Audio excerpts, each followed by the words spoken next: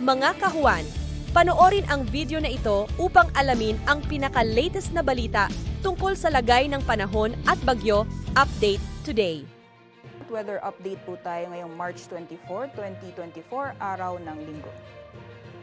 So sa latest satellite image po natin, may namamataan po tayong mga kaulapan dito sa may silangang bahagi ng Visayas at Mindanao. So asahan po natin ngayong araw possible po yung mga kalat-kalat mga pagulan, pagkidlat at pagkulog at katamtaman hanggang sa paminsan-minsan malalakas mga pagulan sa mga nabanggit na lugar. Dulot po ito ng epekto ng easterlies o yung mainit na hangin na nagagaling sa dagat Pasipiko. At dahil din po sa epekto ng easterlies, mas magiging frequent lamang po yung mga thunderstorms o isolated thunderstorms, lalong-lalo na sa silangang bahagi ng ating bansa. Samantala sa nalalabing bahagi naman po ng ating bansa, wala naman tayo namamataan ng mga kapal na kaulapan na posibleng magdala ng maghapon ng mga pag-ulan. So generally, fair weather conditions pa rin po tayo ngayong araw.